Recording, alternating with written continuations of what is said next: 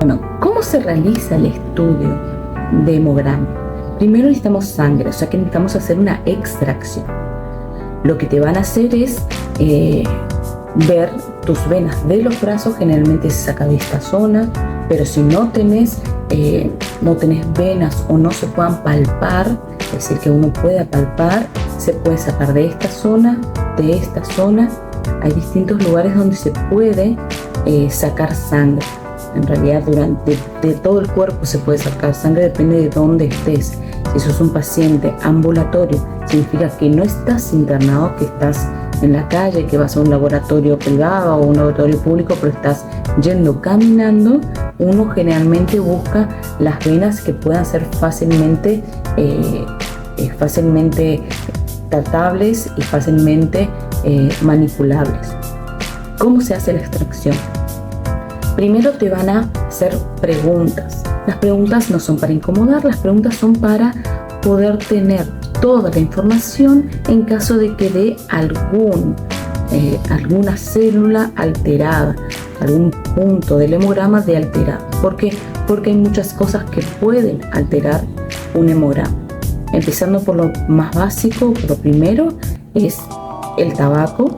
Una persona que fuma mucho puede alterar un resultado y es distinta la interpretación, por eso es necesario decir, mira, fumo, por ejemplo, los medicamentos que se toman, es muy importante. Si no sabes los medicamentos, lleva las cajitas.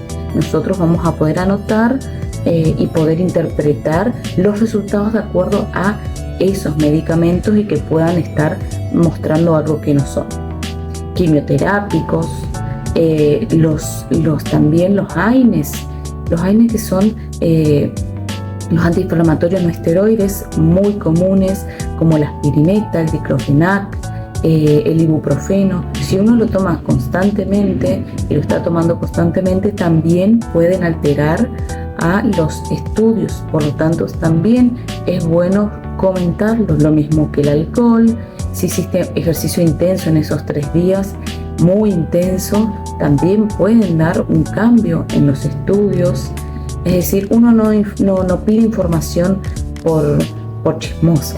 Uno pide información porque necesitamos para evitar errores en la interpretación de los estudios.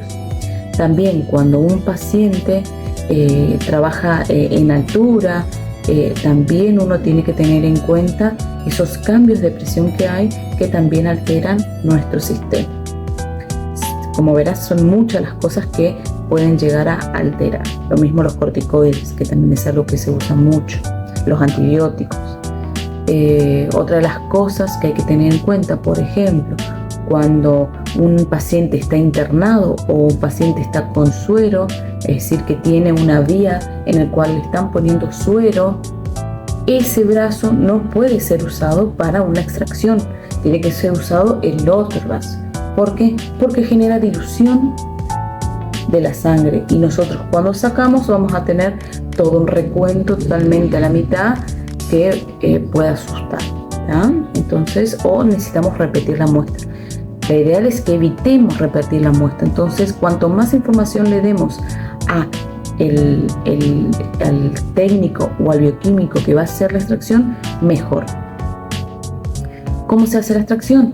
Te van a colocar un torniquete, es decir, un precinto, una cinta, un guante, todo lo que pueda hacer para ajustar y hacer presión para que las venas se desarrollen y tengan más intensidad para poder palparlas.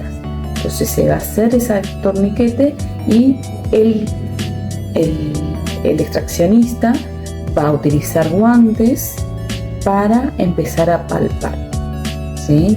Lo ideal es utilizar guantes, ¿sí? Evitemos que uno pueda estar contaminado.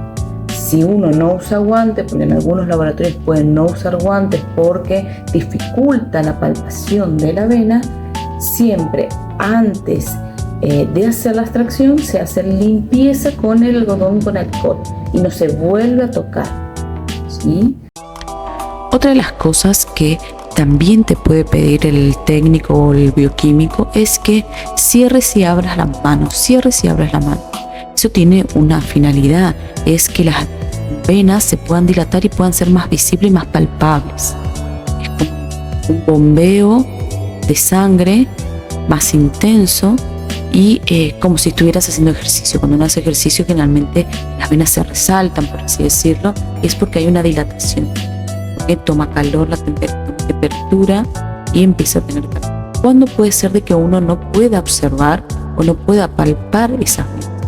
Finalmente, pacientes que estuvieron mucho tiempo internados pudieron haber tenido un daño en esas venas o un endurecimiento de esas venas, lo cual las imposibilita para hacer una extracción. También días de frío, las venas se contraen y eso hace que también se pueda dificultar la extracción.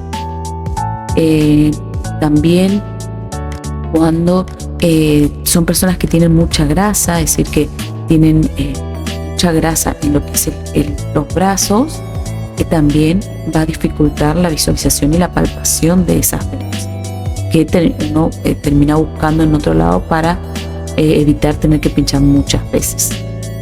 También pacientes con alguna patología, quimioterápicos, puede ser que las venas no las tenga adecuadas, es decir, que puedan tener roturas y que no se pueda hacer la extracción correctamente. ¿Qué pasa si a veces uno hace una extracción inadecuada? Puede ser que tu muestra se te coagule antes de llegar al tubo y antes que podamos poner un anticoagulante por la presión que se está ejerciendo, o la muestra se puede hemolizar.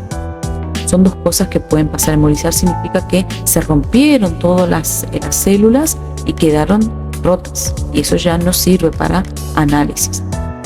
Entonces, nosotros hacemos la introducción, buscamos la vena, hacemos la introducción de la aguja, ¿sí? Y empezamos a hacer la extracción de sangre. Esa sangre que está en la jeringa se va a distribuir en distintos tubitos que tienen distintos componentes, ¿sí? Porque para cada estudio necesitamos distintos tubitos. Por eso a veces ven que se llenan muchos o que se saca muchísima sangre. ¿Por qué tanto? Porque dependerá de los estudios y de la cantidad que necesitemos para cada uno. En el caso del hemograma se usa un tubito, generalmente tiene la tapita violeta, porque depende del tubito y de la tapita, es el identificador de qué anticoagulante tiene en ese tubito. Anticoagulante significa que hacemos que esa sangre no se nos coagule, que es el proceso normal, porque tenemos plaquetas, como ya les dije, que son las que van a hacer que se haga un tapón.